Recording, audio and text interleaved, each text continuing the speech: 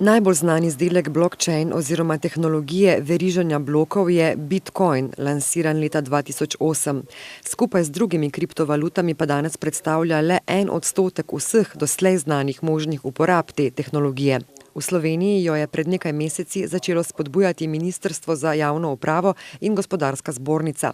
Gre za prenos digitalnih sredstev brez možnosti podvajanja, kraje oziroma hekanja. Na primer, če so doslej vse transakcije ene banke bile shranjene kot ena velika baza podatkov, ranljiva za izgubo ali krajo, bo blockchain omogočil trden, decentraliziran sistem oziroma verigo podatkovnih blokov. V bistvu gre za en nov programski jezik. Blockchain tehnologija, ki v bistvu izboljšuje določene procese, izenačb, izrinja določene igralce, določene posrednike. Dejansko gre za disrupcijo mnogih industrij, bančne, zavarovalniške, nepremičninske. Skratka, vsaka industrija ima precej veliko verjetnost, da se jo bo blockchain v določeni točki dotaknil. Dr. Peter Merc je eden od soustanoviteljev iniciative blockchain tehnologije, ki jo te dni predstavlja v Sloveniji. Zanimanje zanjo je doslej izkazalo že okoli 250 podjetij. Mi ljudje ne bomo vedeli sploh, da za tem stoji ta tehnologija. Recimo primer e-volitev.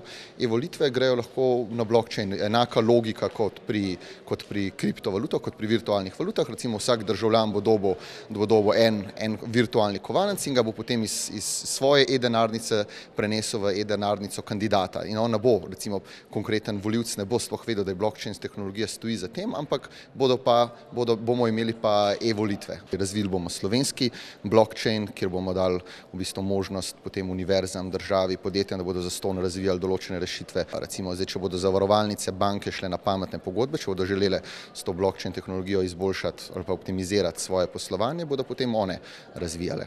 Razsežnosti blockchain tehnologije so navdušujoče. V Estoniji preko tega sistema že nastajajo pametne oporoke. Sistem pa omogoča tudi zdravstvene kartoteke kot čip na zdravstveni kartici, možnost prenosa finančnih sredstev, možne bodo elektronske volitve, urejanje državljanstva, javni razpisi, javne dražbe, korporativno upravljanje državnih podjetij, vse brez posrednikov.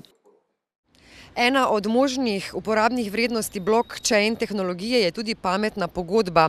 Primer, če ne boste plačali obroka lizinga za nakup avtomobila, vam bo avtomobilska hiša blokirala vžig motorja. Na Švedskem pa že obstajajo zemljiške knjige po pametni pogodbi, kar pomeni manj dela za notarje. Tako imenovane samoizvršljive pogodbe pa ne izrinjajo le pravniških poklicev, pač pa po podatkih revije Economist tudi računovodje in revizorje.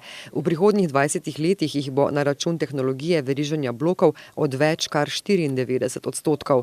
Blockchain tehnologija omogoča tudi spremljanje in sledljivost porekla hrane ali celo diamantov, ne da bi se v zaporedje blokov vrinila zavajajoča informacija. Dr. Peter Merc se je pred kratkim vrnil iz Združenih držav Amerike, kjer je obiskal tudi podjetje IBM, ki prihodnji teden vrača obisk s predstavitvijo svojih blockchain rešitev.